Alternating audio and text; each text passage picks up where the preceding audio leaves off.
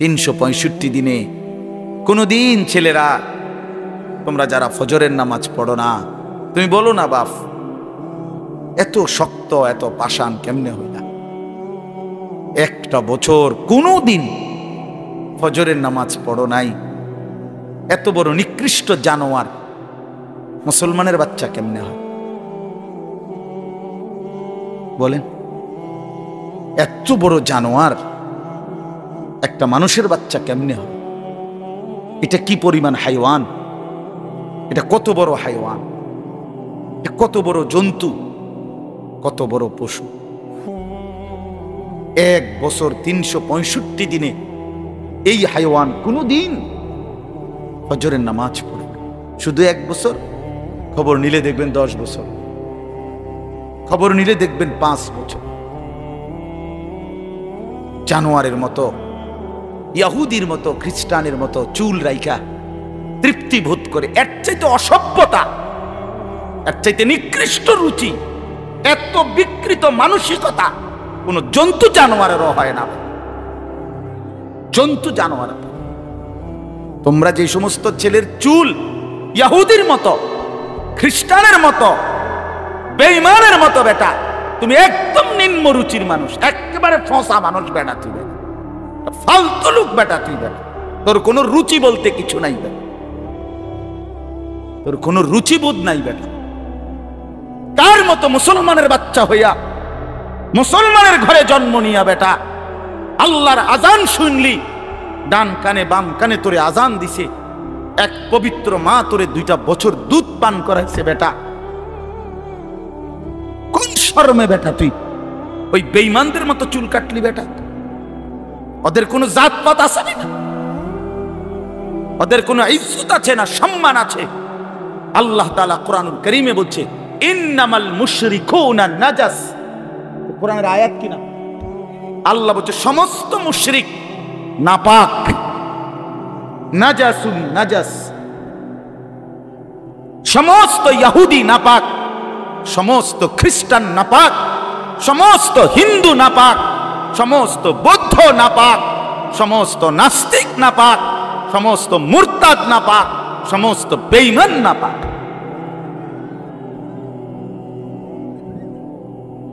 কার মতো বেটা চুল রাখি? আরে দেখা বেটা পেশাব করে পানি লস না বেটা, কোন সভ্য থেকে শিখলি বেটা? এটা কার থেকে শিখলি? জীবনে 2-4 অক্ষর পড়ালেখাও করো নাই,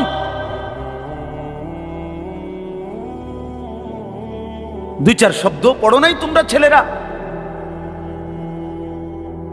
মানুষ এত অভদ্র অপবিত্র হয় কেন?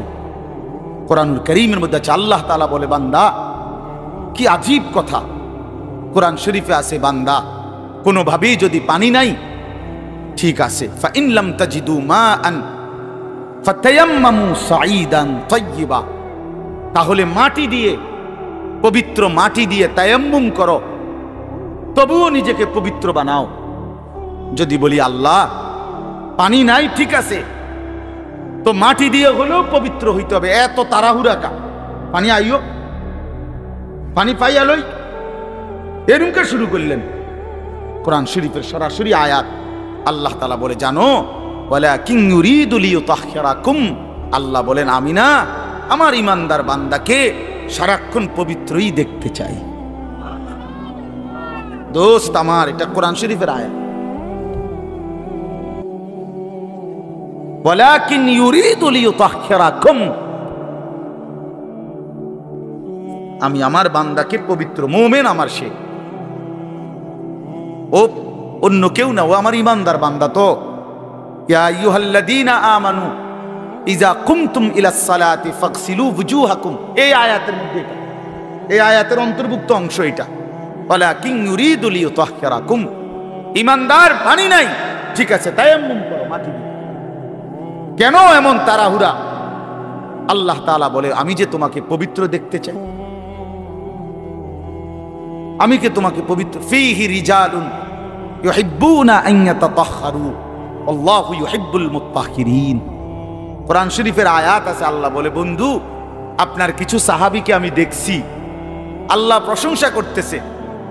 মদিনার কুবা একটা এলাকা, যেখানে নবীজি মদিনার মক্কা থেকে হিজরত করে এসে প্রথম ঢুকছিলেন, এই হিজরত করে আইসা প্রথম যেখানে ঢুকছেন এই জায়গাটার নাম হলো কুবা নগরী। কুবা কি নাম? এই কুবা।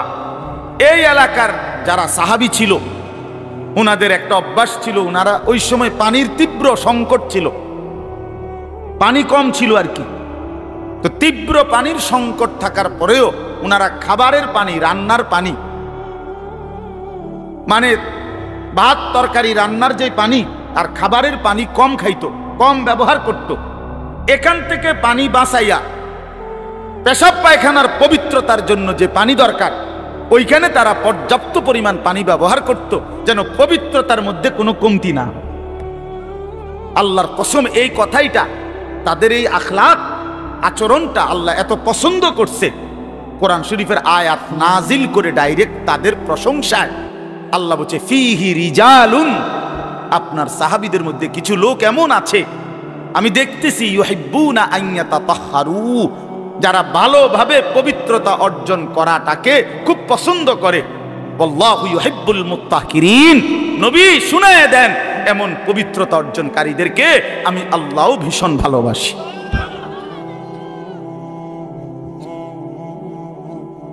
তোরে আল্লাহ ঘৃণা করে। যুবক, তোদের যাদের প্যান্টে পেশাব, তোরা যারা টয়লেট পেপার ব্যবহার করো না, তুই নিকৃষ্ট রুচির মানুষ বেটা, ফালতু বেটা, ফালতু বেটা। চুল কেবল চুলের পিছনের দিকে ফিরাস বেটা, এতে মানে একটা কেমন লাগে। হ্যাঁ, সামান্য সামান্য সহপাঠী বা সামান্য সেরকম আর সেরকম লাগতেছে তোরে দোস্ত, জিঙ্গাইলে না বলে সেরকমটা কেডা? সেরকম ঠিক আছে লাগতেছে, আমিও কই, কিন্তু সে কে যার মতো লাগতে আছে? এইতে কেডা যে যার মতো? সেরকম তো বুঝছি, সেরকমটাকে।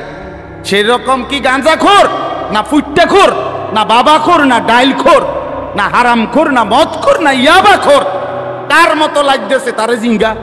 তুই যে আমারে কইলি সেরকম লাগতে আছে, হেতে কেডা যার মতো লাগতে আছে আমারে? কথা বলেন। হ্যাঁ, তো জিঙ্গাইলে কবে দোস্ত ফুট্টাখোরের মতো লাগে, তোর বাবাখোরের মতো লাগে তো। কারণ কোন ভদ্র মানুষ, ইমানদার, নামাজি, কোন চরিত্রবান পবিত্র মানুষ নাপাক থাকতে পারে না। তো তাহলে তো এটা বুঝাই যায় তোরে কার মতো লাগে বেটা।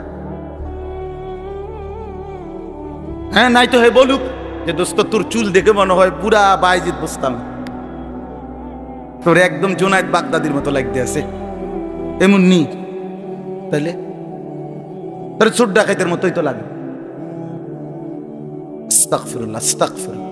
প্রিয় ভাই আমার, বন্ধু আমার, আখিরাত যেন ভুলে না যাই।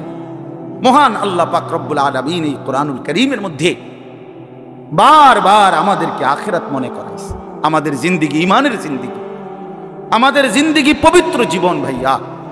আমরা শুধুই দুনিয়ার জন্য না, শুধু দুনিয়ার জন্য, দুনিয়ার জন্য আল্লাহ তাআলা কোরআন শরীফ আছে ওয়াদারনি ওয়াল মুকাদ্দিবিনা উলিন নি'মাতি ওয়া মাহিলহুম কালিলা। আল্লাহ বলছে, হে আমার বান্দারা, নাফরমান পাপীদেরকে অল্প সময়ের জন্য দুনিয়া ভোগ করতে দাও, ওদেরকে দুনিয়া খাওয়াইয়া পড়াইয়া এরপরে আমি নিয়ে আসবো, আমি এই জন্যই বানাইছি। কিন্তু তোমরা মুমিন, তোমরা ইমানদার, তোমাদেরকে আমি আল্লাহ তাআলা জান্নাতের জন্য বানাইছি, জান্নাতের জন্য। উইদ্দাত লিল মুত্তাকিন, মুমিনদের জন্যই জান্নাত। 20 বছরের অসংখ্য সাহাবী যুদ্ধের ময়দানে সেনাপতি ছিলেন, সেনাপতি ছিলেন। উহুদের যুদ্ধে সর্বপ্রথম আল্লাহর নবী সাল্লাল্লাহু আলাইহি ওয়াসাল্লাম উহুদের যুদ্ধের দিন, ইসলামের ইতিহাসের অত্যন্ত ভয়ানক একটা যুদ্ধের নাম হল উহুদের যুদ্ধ, যেখানে 70 জন সাহাবী শাহাদাত বরণ করছিলেন। এই যুদ্ধে সর্বপ্রথম দুশমনের বিরুদ্ধে কাফেরদের মোকাবেলায় আল্লাহর নবী সাল্লাল্লাহু আলাইহি ওয়াসাল্লাম প্রথম তীর মারার জন্য দুশমনের দিকে যাকে আদেশ করছেন তার বয়স ছিল মাত্র 18 বছর। হযরত সাদ ইবনে আবি ওয়াক্কাস রাদিয়াল্লাহু তাআলা আনহু, নবীজি উনাকেই প্রথম বলছেন দুশমনের দিকে তীর মারো। ইরমি সাদ, সাদ তুমি তীর ছোড়ো। ফিদাকা আবি ওয়া উম্মি, এ নবী জীবনে একবার শুধু বলছে এই 18 বছরের সাহাবী যুবকের জন্য যে আমি মুহাম্মদের মা বাপ তোমার জন্য কুরবান। আর কোনোদিন নবীজি এ কথা বলে নাই। সাহাবীরা নবীকে বলতো, হে আল্লাহর নবী, আমার মা বাপ আপনি রাসূলের জন্য কুরবান হোক, এটা মহব্বতে বলতো। তো নবীজি জীবনে কাউকে বলে নাই এখন, এই একমাত্র এই উহুদের যুদ্ধের দিন 18 বছরের ওই যে ওই ছেলে, এটা হইলো এই টিফো মোবাইল, এটা জিন্দিগি এই মোবাইল লইয়াই শেষ কর, এই ছাগলামি করতে করতেই জীবন শেষ। 24 ঘন্টার জীবনটা তোমরা ছেলেরা বুঝে নিছো মোবাইল। তোমাগর এই ইবলিস শয়তান এমন ভাবে বলে দিছে যে পৃথিবীর সবকিছু থেকে আলাদা হইবি, এটার থেকে আলাদা হবি না। আজকে এইভাবে তোমগরে শয়তান মাথার মধ্যে তোমকে বুঝাই দিস যে জীবনটা বাইধা রাখ মোবাইলের উপর। জীবনের আর কোনো পৃথিবীতে কি হয় না হয় কিচ্ছুর দরকার নেই, তুই শুধু মোবাইলের মধ্যে ডুববা থাক। অপদার্থ এক জিন্দিগি ভাইয়া, এক ফালতু জীবন, ফালতু জীবন, একটা বর্বর জীবন। মোবাইলের আসক্ত যেই ছেলে মেয়ে, এটা একটা বাজে লোক, ফালতু লোক, ফালতু, 100 ফালতু, 100 ফালতু, 100 ফালতু, একেবারেই আকাম লাইফ। এক ধরনের অপদার্থ ছাড়া যার পৃথিবী নিয়ে, মানবতার কল্যাণ নিয়ে, মানুষের কোনো উপকার নিয়ে, পৃথিবী নিয়ে, আখেরাত নিয়ে জীবনের কোনো স্বপ্ন নাই। শাহওয়াত, শুধু শাহওয়াত, শুধু লজ্জাস্থানের একটা চাহিদা আছে, শাহওয়াত, এইটা পূরণ কর। নারী, ছবি, নাচ, গান, উলঙ্গতা, অশ্লীলতা, বেহায়াপনা, অসভ্যতা, খালাস। এটা মজা পাইলাম, বেডি চাইলাম, সারা রাত উলঙ্গ দৃশ্য দেখলাম, জানোয়ারের মতো পড়ে থাকলাম শুইয়া। সকালে 8টা বাজুক 9টা বাজুক, যখন ঘুম ভাঙ্গে ঘুম ভাঙল। ফজরের নামাজ নাই, শরীর অপবিত্র, নাপাক, অসভ্য ছবি দেখতে দেখতে শরীর নাপাক হয়ে গেছে। এই অসভ্যতা, এই জানোয়ার মাতালের মতো পড়ে আছে খাটে। যখন ঘুম ভাঙ্গে ঘুম ভাঙলো, উঠলো তো উঠলো, নাস্তা খাইলো, আবার ছুটলো, আবার মোবাইল। আহাত, শরীরের পবিত্রতার খবর নাই, আখলাকের খবর নাই, নামাজেরও খবর। কি জীবন এটা! এই জীবনের চাইতে জানোয়ারের জীবন অনেক ভালো। এটা জন্তু, জানোয়ারও এর চাইতে আগে উঠে যায়, এর চাইতে আগে উঠে। একটা সুন্দর বাণী আছে, লেখা থাকে, দেখছি, ভোরের পাখি যদি তোমার আগেই জেগে যায় তাহলে তুমি ব্যর্থ। ভোরের পাখি যদি তোমার আগেই উঠে যায় তুমি ব্যর্থ।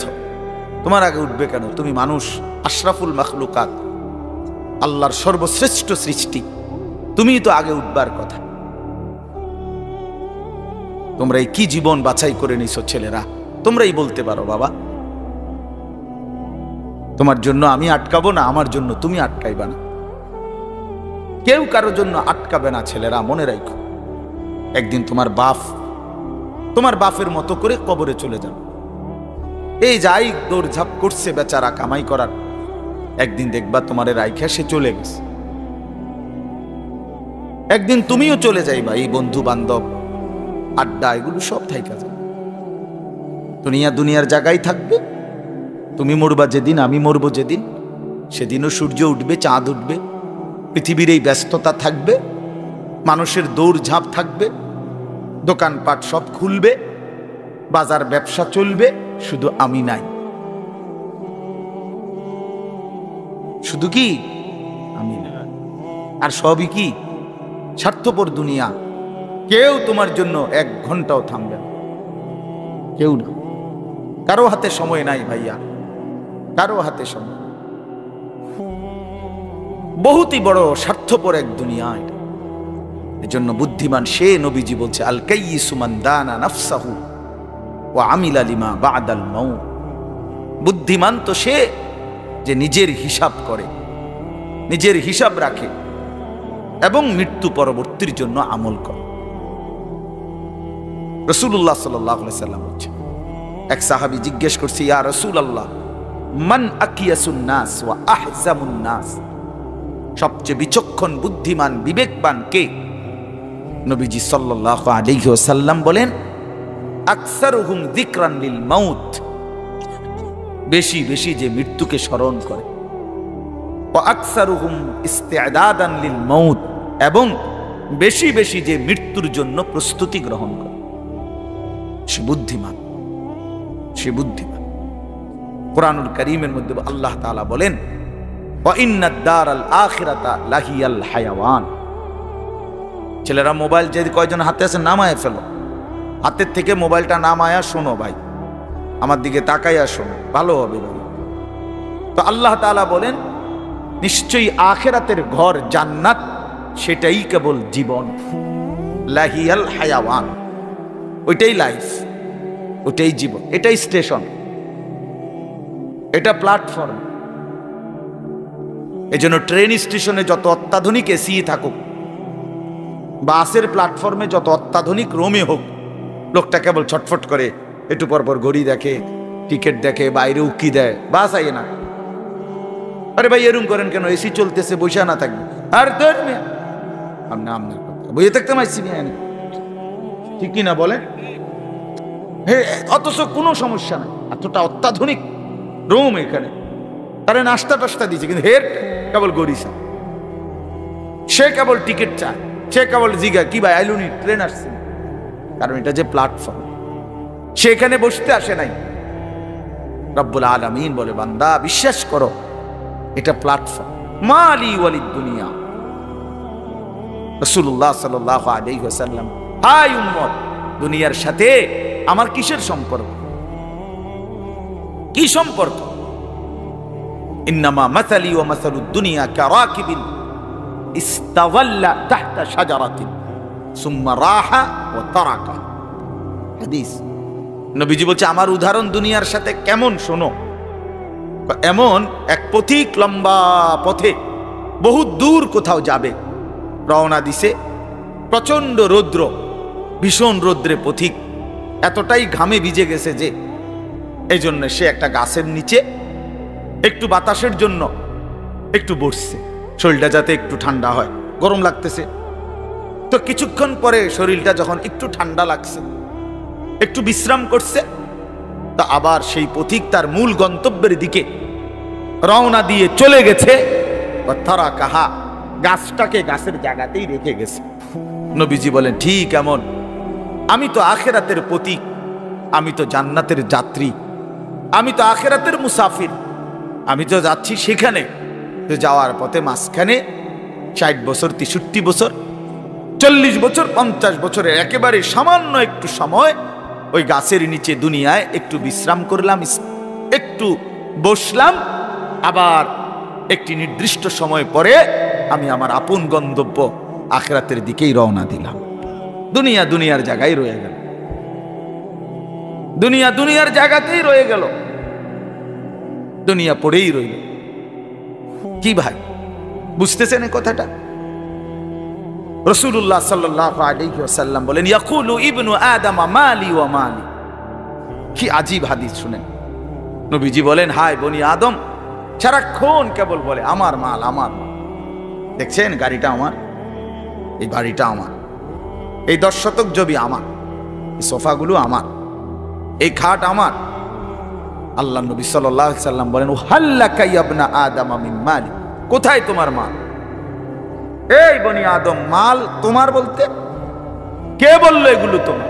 এগুলো যদি তোমারই হয় তো তুমি যেহেতু চিরস্থায়ী ভাবে দুনিয়া থেকে কবরের দিকে চলে যাচ্ছ, এগুলো সাথে নিচ্ছ না কেন? তোমার জিনিস কার জন্য রেখে যাচ্ছ? এই বেটা,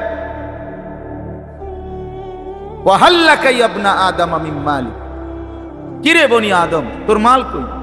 তোর যদি হয় নিচ্ছ না কেন এগুলো? ও মাই মোবাইল আমার, তো আমি এটা নিয়ে যাবো না সাথে এখন, নাকি থুয়ে যাবো? কথা বলেন না কেন? তো তুমি তো দুনিয়া থেকে চলে যাচ্ছ, তো নিচ্ছ না কেন এগুলো? তোমার 10 শতক জায়গা নিবা না? সোফা এগুলো কই রাইখা যাচ্ছ? এগুলো নিয়ে যাও, বিল্ডিং নিয়ে যাও। তাইলে দেখে বুঝেই নাও বান্দা, উম্মত তোমার হলো কোত্থেকে? তোমার কেবল তিনটা মান, তিনটা জিনিস তোমার। নবীজি নিজে বলছে, ইল্লা মা আকালতা ফা আফনাইতা, যা সরাসরি তুমি খাইয়া শেষ করছো, খাইছিলা, এটা তোমার। আউ লাবিস্তা ফা আবলাইতা, যেটা সরাসরি তুমি গায়ে দিছিলা, পরছিলা, পোশাক তোমার গায়ে, পড়তে পড়তে এডি ফুরান হইছে, সিরিয়ালাইছো, এগুলো তোমার। আউ তাসাদ্দাকতা ফা আমদাইতা, আর যা আল্লাহর রাস্তায় খরচ করেছ, দান, সাদাকা, যাকাত, ফিতরা, হজ, উমরার জন্য, গরিব দুঃখী, মসজিদ, মাদ্রাসা, এতিম, গরিব, অসহায় ইত্যাদি ইত্যাদি, এই যেগুলো তুমি কি করছিলা, সাদকা খরচ করছো আল্লাহর পথে, আমদাইতা, সেটা তুমি আখিরাতে পাঠাইছো, সেটা পৌঁছে, এই তিনটা তোমার। ওয়ামা সিওয়া যালিকা, আর এই ছাড়া বাকি সব ফাজাহিবুন, তোমার থেকে সরে যাবে, চলে যাবে, তারিকুহু লিন্নাস, মানুষের জন্যই রেখে যাবে। আপনাকে সালাম, এইভাবে তো আল্লাহ নবী সাল্লাল্লাহু আলাইহি ওয়াসাল্লাম কোরআনের আয়াতগুলো, সূরাগুলো অধিকাংশই আপনাদেরকে, আমাদেরকে ভাই বুঝাইতে চাইছে আখিরাত, পরকাল। কতভাবে ইকতারাবা লিন্নাসি হিসাবুহুম ওয়া হুম ফি গাফলাতিন মুরিদুন। আল্লাহ তাআলা বলে, বান্দা, হিসাবের সময় তো কাছাইয়া গেল, আখিরাত তো চলেই আসলো, কিয়ামত তো চলেই আসলো, আজও তো তুমি গাফিল হয়েই রইলা। 40 বছর হয়ে গেছে, 1 বছর শেষ হইছে, এভাবে বুঝি নাফরমানিতে পড়ে রইলা বান্দা। 365 দিনে কোনদিন ছেলেরা, তোমরা যারা ফজরের নামাজ পড়ো না, তুমি বলো না, বাপ এত শক্ত, এত পাষাণ কেমনে হইলা? 1টা বছর কোনদিন ফজরের নামাজ পড়ো নাই, এত বড় নিকৃষ্ট জানোয়ার মুসলমানের বাচ্চা কেমনে হয় বলেন? এত বড় জানোয়ার একটা মানুষের বাচ্চা কেমনে হয়? এটা কি পরিমাণ হাইওয়ান, এটা কত বড় হাইওয়ান, কত বড় জন্তু, কত বড় পশু। 1 বছর 365 দিনে এই হাইওয়ান কোনদিন ফজরের নামাজ পড়ে, শুধু 1 বছর। খবর নিলে দেখবেন 10 বছর, খবর নিলে দেখবেন 5 বছর। জানোয়ারের মতো, ইহুদির মতো, খ্রিস্টানের মতো চুল রাইখা তৃপ্তি বোধ করে, এর চাইতে অসভ্যতা, এর চাইতে নিকৃষ্ট রুচি, এত বিকৃত মানসিকতা কোন জন্তু জানোয়ারেরও হয় না। জন্তু জানোয়ার, তোমরা যে সমস্ত ছেলের চুল ইহুদির মতো, খ্রিস্টানের মতো, বেঈমানের মতো, বেটা তুমি একদম নিম্ন রুচির মানুষ, একেবারে ফসা মানুষ বেটা, তুই বেটা ফালতু লোক বেটা, তুই বেটা, তোর কোনো রুচি বলতে কিছু নাই বেটা, তোর কোনো রুচিবোধ নাই বেটা। তার মতো মুসলমানের বাচ্চা হইয়া, মুসলমানের ঘরে জন্ম নিয়া বেটা, আল্লাহর আজান শুনলি, ডান কানে বাম কানে তোরে আজান দিছে, এক পবিত্র মা তোরে 2টা বছর দুধ পান করাইছে বেটা, কোন শরমে বেটা তুই ওই বেঈমানদের মতো চুল কাটলি বেটা? ওদের কোনো জাতপাত আছে না, ওদের কোনো ইজ্জত আছে না, সম্মান আছে? আল্লাহ তাআলা কোরআনুল কারীমে বলছে, ইন্নামাল মুশরিকুনা নাজাস। কোরআনের আয়াত কিনা? আল্লাহ বলছে সমস্ত মুশরিক নাপাক, নাজাসুন নাজাস, সমস্ত ইহুদি নাপাক, সমস্ত খ্রিস্টান নাপাক, সমস্ত হিন্দু নাপাক, সমস্ত বৌদ্ধ নাপাক, সমস্ত নাস্তিক নাপাক, সমস্ত মুরতাদ নাপাক, সমস্ত বেঈমান নাপাক।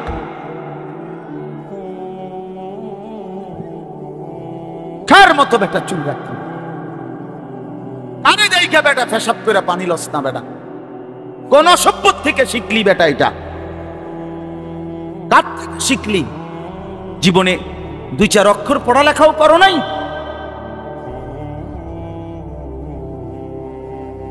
2-4 শব্দ পড়ো নাই তোমরা ছেলেরা। মানুষ এত অভদ্র অপবিত্র হয় কেন? কোরআনুল কারীমের মধ্যে আছে, আল্লাহ তাআলা বলে বান্দা কি আজীব কথা, কোরআন শরীফে আছে বান্দা কোনোভাবেই যদি পানি নাই ঠিক আছে, ফাইন লাম তাজিদু মাআন ফাতায়াম্মামু সাঈদান তাইয়্যিবা, তাহলে মাটি দিয়ে, পবিত্র মাটি দিয়ে তায়াম্মুম করো, তবুও নিজেকে পবিত্র বানাও। যদি বলি আল্লাহ পানি নাই ঠিক আছে, তো মাটি দিয়ে হলেও পবিত্র হইতে হবে, এত তাড়াহুড়া কা, পানি আইও, পানি পাইয়া লই, এরকম শুরু করলেন। কোরআন শরীফের সরাসরি আয়াত, আল্লাহ তাআলা বলে জানো ওয়ালাকিন ইউরিদু লিইউতাহহিরাকুম, আল্লাহ বলেন আমি না আমার ইমানদার বান্দাকে সারাক্ষণ পবিত্রই দেখতে চাই। দোস্ত আমার, এটা কোরআন শরীফের আয়াত। ওয়ালাকিন ইউরিদু লিইউতাহহিরাকুম, আমি আমার বান্দাকে পবিত্র, মুমিন আমার সে, ও অন্য কেউ না, ও আমার ইমানদার বান্দা। তো ইয়া আইয়ুহাল্লাযীনা আমানু ইযা কুমতুম ইলাস সালাতি ফাগসিলু ওয়ুজুহাকুম, এই আয়াতের মধ্যে এটা, এই আয়াতের অন্তর্ভুক্ত অংশ এটা। ওয়ালাকিন ইউরিদু লিইউতাহহিরাকুম, ইমানদার পানি নাই ঠিক আছে তায়াম্মুম করো মাটি দিয়ে। কেন এমন তাড়াহুড়া? আল্লাহ তাআলা বলে আমি যে তোমাকে পবিত্র দেখতে চাই, আমি কে তোমাকে পবিত্র। ফীহি রিজালুন ইউহিব্বুনা আন ইয়াতাতাহহারু আল্লাহু ইউহিব্বুল মুত্তাহহিরিন। কোরআন শরীফের আয়াত আছে, আল্লাহ বলে বন্ধু আপনার কিছু সাহাবীকে আমি দেখছি, আল্লাহ প্রশংসা করতেছে। মদিনার কুবা একটা এলাকা, যেখানে নবীজি মদিনার মক্কা থেকে হিজরত করে এসে প্রথম ঢুকছিলেন, এই হিজরত করে আইসা প্রথম যেখানে ঢুকছেন এই জায়গাটার নাম হলো কুবা নগরী। কুবা কি নাম? এ কুবা। এই এলাকার যারা সাহাবী ছিল ওনাদের একটা অভ্যাস ছিল, ওনারা ওই সময় পানির তীব্র সংকট ছিল, পানি কম ছিল আর কি। তো তীব্র পানির সংকট থাকার পরেও ওনারা খাবারের পানি, রান্নার পানি,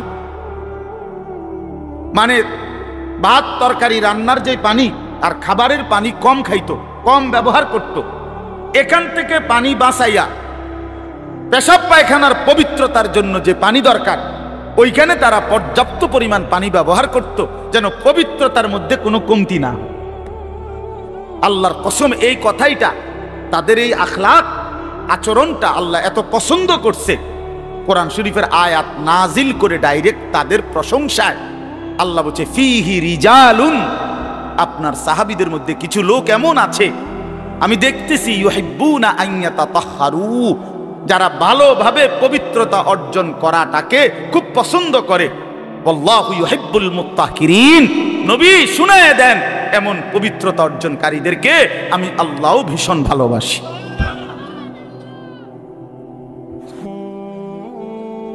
তোরে আল্লাহ ঘৃণা করে। যুবক, তোদের যাদের প্যান্টে পেশাব, তোরা যারা টয়লেট পেপার ব্যবহার করো না, তুই নিকৃষ্ট রুচির মানুষ বেটা, ফালতু বেটা, ফালতু বেটা। চুল কেবল চুলের পিছনের দিকে ফিরাস বেটা, এতে মানে একটা কেমন লাগে। হ্যাঁ, সামান্য সামান্য সহপাঠী বা সামান্য সেরকম আর সেরকম লাগতেছে তোরে দোস্ত, জিঙ্গাইলে না বলে সেরকমটা কেডা? সেরকম ঠিক আছে লাগতেছে, আমিও কই, কিন্তু সে কে যার মতো লাগতে আছে এইতে কেডা? যে যার মতো সেরকম তো বুঝছি, সেরকমটাকে সেরকম কি গাঁজাখোর না ফুট্টাখোর না বাবাখোর না ডাইলখোর না হারামখোর না মদখোর না ইয়াবাখোর? তার মতো লাগতেছে তারে জিঙ্গা। তুই যে আমারে কইলি সেরকম লাগতে আছে, হেতে কেডা যার মতো লাগতে আছে আমারে? কথা বলেন। হ্যাঁ, তো জিঙ্গাইলে কবে দোস্ত ফুট্টাখোরের মতো লাগে, তোর বাবাখোরের মতো লাগে তো। কারণ কোন ভদ্র মানুষ, ইমানদার, নামাজি, কোন চরিত্রবান পবিত্র মানুষ নাপাক থাকতে পারে না। তো তাহলে তো এটা বুঝাই যায় তোরে কার মতো লাগে বেটা। হ্যাঁ, নাই তো হে বলুক যে দোস্ত তোর চুল দেখে মনে হয় বুড়া বায়েজিদ বুস্তামি, তোর একদম জুনায়েদ বাগদাদির মতো লাগতে আছে, এমন নি? তাহলে তোর চোর ডাকাইতের মতোই তো লাগে। আস্তাগফিরুল্লাহ, আস্তাগফিরুল্লাহ। প্রিয় ভাই আমার, বন্ধু আমার, আখিরাত যেন ভুলে না যাই। মহান আল্লাহ পাক রব্বুল আলামিন এই কোরআনুল কারীমের মধ্যে বারবার আমাদেরকে আখিরাত মনে করাইছে। আমাদের জিন্দেগি ঈমানের জিন্দেগি, আমাদের জিন্দেগি পবিত্র জীবন ভাইয়া। আমরা শুধুই দুনিয়ার জন্য না, শুধু দুনিয়ার জন্য, দুনিয়ার জন্য আল্লাহ তাআলা কোরআন শরীফে আছে ওয়াদারনি ওয়াল মুকাদ্দিবিনা উলিন নি'মাতি ওয়া মাহিলহুম কালিলা। আল্লাহ বলছে, হে আমার বান্দারা, নাফরমান পাপীদেরকে অল্প সময়ের জন্য দুনিয়া ভোগ করতে দাও, ওদেরকে দুনিয়া খাওয়ায়া পরায়া এরপরে আমি নিয়ে আসবো। আমি এজন্যই বানাইছি। কিন্তু তোমরা মুমিন, তোমরা ঈমানদার, তোমাদেরকে আমি আল্লাহ তাআলা জান্নাতের জন্য বানাইছি, জান্নাতের জন্য। উইদ্দাত লিল মুত্তাকিন, মুমিনদের জন্যই জান্নাত, মুত্তাকিদের জন্যই জান্নাত। একটা বেঈমানও জাহান্নাম থেকে মুক্তি পাবে না। কোনো কাফের, কোনো বেঈমান, কোনো হিন্দু, কোনো বৌদ্ধ, কোনো ইহুদি, কোনো খ্রিস্টান, কোন নাস্তিক মুরতাদ পরকালে, পরকালে এক ঢোক, এক জাররা, এক লোকমা, এক ঢোক পানি মিলবে না, সুখ মিলবে না। ঈমানবিহীন সমস্ত ভালো কাজ আখিরাতের বিচারে পরিত্যক্ত, মারদুদ, বাতিল। ঈমান সত্য। মৃত্যু পরবর্তী যেই কোনো বিনিময়ের জন্য উত্তম বিনিময় পেতে হলে কি লাগবে? ঈমান জরুর, ঈমান জরুর। ঈমান হারা সর্বহারা, আল্লাহ হারা সর্বহারা, সর্বহারা। তো এই জন্য আল্লাহ তাআলা আমাদেরকে বানাইছেন আখিরাতের জন্য, আখিরাতে নিজের জন্য। খালাকতুল আশিয়া আলি আজালিক ওয়া খালাকতুকা লি। আল্লাহ বলছে, বান্দা গোটা দুনিয়া আমি তোমার জন্য বানাইছি, তোমারে শুধু আমার জন্য বানাইছি। সারে দুনিয়া তেরে লিয়ে, তু সিরফ মেরে লিয়ে। বাহ, এই কথা ভাবলেই তো অবাক লাগে। আমার তো খুব ভালো লাগে যে কয় কি মালিক। हाँ, सारे दुनिया तेरे लिए, तू सिर्फ मेरे लिए। গোটা দুনিয়া বান্দা তোর জন্য, যা বান্দা সবটা দুনিয়া তোরে দিলাম, তোকে শুধু আমার জন্য রাখলাম। তু সিরফ মেরে লিয়ে, তুমি আমার জন্য, তুমি আমার হয়ে থাক, আমার সেজদা করবা, আমার নামাজ, আমার হুকুম পালন করবা। তো দুনিয়া ও ইজ্জতের সাথে আমি আল্লাহ চালাবো, আখিরাতেও তোমারে আমি আল্লাহ সর্বোচ্চ সম্মানজনক রিজিক, সর্বোত্তম জান্নাত আমি নিজে দিয়ে দেব। ফালানুহিয়ান্নাহু হায়াতান তাইয়্যিবাহ ওয়া লানাজজিয়ান্নাহুম আজরাহুম বিআহসানি মা কানু ইয়ামালুন। রব্বুল আলামিন বলেন, দুনিয়াতেও আরামের জীবন দেব, আখিরাতেও সর্বোত্তম বিনিময় দেব। শর্ত কেবল দুইটা, এক নাম্বার ঈমান, দুই নাম্বার নেক আমল। মান আমিলা সালিহাম মিন যাকারিন আও উনসা ওয়া হুয়া মুমিন। আল্লাহ বলেন, পুরুষ কিংবা নারী যদি ঈমান অবস্থায় সবগুলো নেক আমল করতে পারো, আমি আল্লাহ ওয়াদা দিলাম বান্দা, দুনিয়াতেই তোমাকে আরামের জীবন দেব, আখিরাতেও সর্বোত্তম বিনিময় দেব। সুবহানাল্লাহ। চলেন, আমার কথা শেষ। আমার বাপ, আমি তর্জমা শুনাই, তাইলেই কথা শেষ। হাফেজ আমিন ভাই অনেক মহব্বত করছে, এই মাদ্রাসার মাহফিলে আসার সুযোগ হয়েছে, এতটুকুই। আরো উলামায়ে কেরাম, আমাদের আল্লামা মুফতি আমজাদ হুসাইন সাহেব হযরত অনেক অসুস্থ, উনি আজকে অনেক দিন ধরে ডেঙ্গুতে আক্রান্ত। আজকেও আসরের পরে কথা বলছি, খুব আস্তে আস্তে কথা বলে, খুব ক্লান্ত, দুর্বল। তারপরও আমারে বলছে যে আমিন ভাইয়ের মাহফিল আমি একটু লেগে হইলো আসমু। আমাদের আজকে যে একজন মাওলানা শেষ বয়ান করবে, আপনার অসাধারণ। আপনাদের ছেলেদেরকে, তোমাদেরকে বলি, বাপ আমার অনুরোধ রইল, আমার এই কথাটা রাইখো, তোমরা ওর বয়ান শুনো। আমি নিজেও ওর বয়ান শুনি, আমি নিজেও এর বক্ত। অসাধারণ বয়ান করে সে, হযরত মাওলানা মুফতি ইউসুফ বিন ইকবাল, তার বয়ান চমৎকার একেবারে। আল্লামা মুফতি আরিফ বিন হাবিব যেমন সব কথা হাদিস থেকে বলে, এই নওজোয়ান মাওলানাও ঠিক এরকম অনর্গল রাসূলুল্লাহ সাল্লাল্লাহু আলাইহি সাল্লামের হাদিস বলতে থাকে। হ্যাঁ, এজন্য সবাই ইনশাআল্লাহ এই মাওলানার বয়ান শুনবার চেষ্টা করবেন। তো তরজমাটা শুনেন। আল্লাহ তাআলা মূল বক্তব্য এটাই যে আল্লাহ আমাদেরকে আখিরাত মনে করাইতে চাইছে। কি? কোরআনুল কারীমের 30 নম্বর পারা 101 নম্বর সূরা আল কারিআ, এই সূরার আল্লাহ বলেন আল কারিআতু মাল কারিআ। আল কারিআ অর্থ হলো যেটা দরজায় আঘাত করে, খটখট খটখট আওয়াজ করে, এই খটখটকারী। আল্লাহ বলেন মাল কারিআ, বলো তো খটখটকারী বলতে কি? ওমা আদরাকা মাল কারিআ। আবারও বলছি নবী আপনাকে জানতে চাচ্ছি, জানেন এই আঘাতকারী খটখটকারী কি? আল্লাহ বলেন সেটা হলো আখিরাত, কিয়ামত, যেটা আপনার কাছে প্রতিদিন আমাদের কাছে খটখট করে আমাদের দরজায় যেন ঘন্টা বাজাইয়া বলে যাচ্ছে যে কিয়ামত তো চলেই আসলো। আখিরাতের প্রস্তুতি কি হলো বলো? ওই মানুষ তো মরে গেল দেখলা, তুমিও তো মরে যাবা, তোমার প্রস্তুতি কি বলো? এক লোকের জানাজা যাচ্ছিল, লাশ, তো এক বুজুর্গ আল্লাহওয়ালা ওই সামনে দাঁড়ানো, তো ওনার পাশের এক লোক বলতেছে কার জানি কবর, কার জানি মৌত হইল, আরে কার জানি কার জানি। তখন তিনি বললেন ভাই তোমার মরণ হইল নয়তো আমার মরণ হইল। মানে এইটা ভাবো যে হয় তোমার মরণ হইছে নইলে কার মরণ হইছে? আমার মরণ হইছে। আর ভাবো সে তো মৃত্যুবরণ করছে, তিনটা অবস্থা তার শেষ। একটা হইল আজরাইলকে দেখা, এটা তার শেষ। এরপরে জান কবজের যন্ত্রণা, এটা তার শেষ। আর জান কবজের পরে তার মৃত্যুটা বিভৎস, অনেকের মৃত্যু হইতে পারত, তার শরীর ছিঁড়া ফেলছে, তার শরীর নিশ্চিহ্ন হয়ে গেছে, এরকম আপনার মৃত্যু হইতে পারত।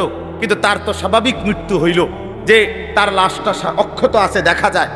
তুমি এবার ভাবো যে তোমার সামনে তিনটা রয়ে গেছে, যে আজরাইল তোমার সামনে কেমন দাঁড়াবে, তুমি চিন্তা করো তোমার জান কবজের কষ্ট কেমন হবে। তুমি ভাবো তোমার মৃত্যু কি স্বাভাবিক হবে নাকি অ্যাক্সিডেন্ট আর অস্বাভাবিক কোনো মৃত্যু হবে, সেটা নিয়ে ভাবো। তাইলে প্রতিটা মৃত্যু আমাদেরকে ঘন্টা বাজায়, প্রতিটা রাত আমাদেরকে ঘন্টা বাজায়, প্রতিটা দিন আমাদেরকে ঘন্টা বাজায় যে বান্দা সময় তো চলে গেল, আখিরাতের কি হলো, কবরের কি হলো, পরকালের কি হলো। ইয়াউমা ইয়াকুনুন নাসু কাল ফারাশিল মাবসুত ওয়া তাকুনুল জিবালু কাল ইহনিল মানফুশ। আল্লাহ বলে একদিন সত্যি সত্যি কিয়ামত হবে, ইসরাফিল ফু দিবে। সেদিন কি হবে? সেদিন সমস্ত মানুষগুলো হয়ে যাবে বিক্ষিপ্ত পতঙ্গের মতো। বিক্ষিপ্ত পতঙ্গ মানে আপনারা একদম সহজ বুঝবেন, ওই যে বাতির মধ্যে, লাইটের মধ্যে, আলোর মধ্যে অনেক সময় যে সাদা সাদা পোক এগুলো আসে, এগুলো দেখছেন? এগুলোর কি কয়? উলু উলু। এই যে আর একটু বড় বড় সাদা সাদা, হ্যাঁ, এই উলু উলু, এই উলু পোকা। এইটা যেমন মাঝে মাঝে এইভাবে আসে চারদিক থেকে উইরা উইরা আইয়াই পইরা হয় আগুনের মধ্যে, বাতির মধ্যে, আলোর মধ্যে পইরা পইরা মরে, নিচে মরে। তো আল্লাহ পাক বলেন ইসরাফিল ফু দিবে, কিয়ামত শুরু হবে। মানুষ এরকম পাগলের মতো, উলুর মতো দৌড়াইয়া পতঙ্গের মতো চারিদিকে দিক বিদিক শূন্য হইয়া দৌড়তে থাকবে। কেউ বলতে পারবে না কে কোথায় যাচ্ছে, কোথায় দৌড়াচ্ছে, কি হচ্ছে। সবাই অস্থির হয়ে যাবে। এরই মধ্যে যে যেখানে গিয়ে পড়ে যাবে ওইখানেই তার মৃত্যু, ওইখানেই কবর। ওয়াতাকুনুল জিবালু কাল ইহনিল মানফুশ। পাহাড়গুলো একটা নমুনা আল্লাহ বলছে, পাহাড়গুলো তুলারে দীর্ঘক্ষণ মেশিনের মধ্যে ধুনাইয়া সারলে এবার যখন ঝরঝরা হয় তুলা, তো এবার যদি বাতাস লাগে তাইলে যেমন এটা উড়তে শুরু করে, তুলা উড়ে। তো আল্লাহ তাআলা বলে পাহাড়গুলো এরকম ধ্বনিত তুলার মতো উঠতে থাকবে। পুরা সৃষ্টির সবকিছু ভাঙ্গা চুইরা শেষ হয়ে যাবে, হাসরের ময়দান কায়েম হবে। আর সেখানে কি হবে? দুইটা অবস্থা। ফাআম্মা মান সাকুলাত মাওয়াজিনুহু, সেই হাসরের ময়দানে আমলনামা হাতে নিয়ে মিজানের পাল্লায় যার নেকি ভারী হবে, ফাহুয়া ফি আইশাতির রাদিয়া, সেই সন্তুষ্টিময় আরামদায়ক জান্নাতের জীবন লাভ করবে। ওয়া আম্মা মান খাফফাত মাওয়াজিনুহু ফাউম্মুহু হাওিয়া ওয়া মা আদরাকা মা হিয়া নারুন হামিয়া। আর যার আমলনামা মিজানের পাল্লায় ওজন দেওয়ার পরে হালকা হবে, গুনাহ ভারী হবে, নেকি হালকা হবে। আল্লাহ তাআলা বলেন তার ঠিকানা হবে হাবিয়া নামক জাহান্নাম। আর আল্লাহ নিজেই বলে, নবী জানেন হাবিয়া জাহান্নামটা কেমন? নারুন হামিয়া, একেবারে প্রজ্বলিত ধাউ ধাউ করে জ্বলন্ত আগুন, এটার নামই হচ্ছে হাবিয়া। হাবিয়া। এখানে একটা কথা শুধু বলি, কথা আমার শেষ। এক নম্বর কথা হলো, এই জিন্দিগির মধ্যে যদি আমল বাড়াই তাহলে আখেরাতে জান্নাত হবে, এই জিন্দিগির মধ্যে যদি নাফরমানি বাড়াই তাহলে আখেরাতে জাহান্নাম হবে। এখানে একটা শব্দ আছে ফা উম্মুহু হাবিয়া। এই ছেলেরা, তোমাদের জন্য আমি শেষ এই কথাটা আবার বলে যাই। এই শব্দটার তাফসীর আমি আজকেও পড়ছি, তাফসীরে কুরতুবিতে, তাফসীরে ইবনে কাসিরের মধ্যে আছে। আল্লাহ তাআলা বলছেন ফা উম্মুহু হাবিয়া, নাফরমান পাপীকে হাসরের ময়দানে, এই উম্মুহুর শব্দের অর্থ হইল উম্মু রাসিহি, অর্থাৎ তার মাথার সামনে যে চুল, এই চুল ধরে দাঁড়ানো মানুষটাকে বেইজ্জতি করে নিচে নামাইয়া এরপরে লাথি দিয়া জাহান্নামে ফেলে, এইটা অর্থ। এই অতএব এই লম্বা চুল, এই বিকৃত চুল ছাড়ো, ছাড়ো, নাই তো জাহান্নামের ফেরেশতা টান দিয়া ধইরা তোরে দাঁড়ানোর থেকে নিচে ফেলাইয়া একটা লাথি দিয়া জাহান্নামে ফেলে দে। তখন বুঝবা, তখন বুঝবা। এই জন্য আমি অনুরোধ করলাম, রাগ হইও না, আমি শক্তই বললাম, মনে করো তোমরা এই স্বাভাবিক চুল রাখো, স্বাভাবিক চারদিকে সমান চুল রাখো। এটা কোনোভাবে এটা অসভ্যতা, এটা ফ্যাশন না, এটা জাহান্নামীদের চিহ্ন ভাইয়া, এটা দাজ্জালের চিহ্ন। দয়া করে আমার এই কথা ফিরাই দিও না, ফিরাই দিও না যুবক। নিয়ত করো ইনশাআল্লাহ, ছেলেরা ছেলেরা নিয়ত করো, বলো যুবক ইনশাআল্লাহ, পাক্কা নিয়ত করো ইনশাআল্লাহ। তোমাদের যুবক আগামী দিনের জন্য, ইসলামের জন্য রেডি হইতে হবে। তোমরা নামাজ পড়তেই হবে বাবা। আল্লাহকে রাজি না করলে আমার মাতৃভূমিও নিরাপদ থাকবে না। ফিলিস্তিন বহুদিন যাবৎ রক্তাক্ত, রোহিঙ্গা বহুদিন যাবৎ আরাকান রক্তাক্ত, কাশ্মীর বহুদিন যাবৎ রক্তাক্ত। আজ আমার মাতৃভূমিও শহীদ সাইফুল ইসলামের রক্তে রঞ্জিত। এ কথা বেঈমান প্রমাণ করে দিছে। ইসকনের গুন্ডারা, সন্ত্রাসীরা, এই বেঈমানরা প্রমাণ করে দিছে যে মুসলমান সুযোগ পাইলে তোদের কাউরে ছাড়ব না। কি হুজুর, কি পাবলিক, কেউরে ছাড়ব না। হ্যাঁ, বইয়া বইয়া মোবাইল টিপো, টিপো, বইয়া বইয়া নারী দেখো। একদিন যখন বেঈমান গর্দানে ছুরি রাখবে, সেদিন বুঝবা আল্লাহ কি জিনিস, আল্লাহ কি জিনিস। এজন্য মরলে যদি ঈমানের সাথে মরতে পারি, সেজদা দিয়ে মরতে পারি, আল্লাহর গোলামি করে মরতে পারি, তো এই জীবন যদি চলেও যায়, রক্তে যদি জমিন ভেসেও যায়, কোনো অসুবিধা নেই। ঠিক কিনা বলেন না কেন? মরণ যখন শহীদে মরণ, খালাস, কোনো সমস্যা নাই। ঈমানের মৃত্যু ব্যর্থ না, শহীদের মৃত্যু ব্যর্থ না। কিন্তু যদি নাফরমানির মৃত্যু হয়, যদি বেনামাজি মৃত্যু হয়, যদি শরীর নাপাক, প্যান্ট নাপাক, নারী দেখতে দেখতে, উলঙ্গ ছবি দেখতে দেখতে, তো এই অবস্থায় যদি তোর মরণ হয় বেটা, কি হবে তোমার? কি হবে বাবা? এজন্য দয়া করে আখিরাতের জন্য প্রস্তুতি নাও, পরকালের সামান বানাও, নিজের আখিরাত সুন্দর করো। আল্লাহ তাআলা আমাদের প্রতিটা ছেলেকে তৌফিক দান করেন। বাবারা, আপনাদেরকেও বলি, 60 বছর 50 বছরে আপনারা আখিরাতের ফিকির করেন, কবরের ফিকির করেন, পরকালের সামান কি হলো সেটার ইন্তজাম করেন। খাট পালং, সোফা, ফার্নিচার, এগুলো যেদূর হইছে হইছে, আমনে শেষ না করলেও এটি ফুলাইনে পরে করব, নাতি নাতনিরা আরো বানাইবো, এটি শেষ হইতো না। পৃথিবীতে আমনে মরার পরও গাছ থাকবো। আমনে মইরা যান, কোনো অসুবিধা নাই, আমনে মইরা দেখবেন গাছ মরছে না সব।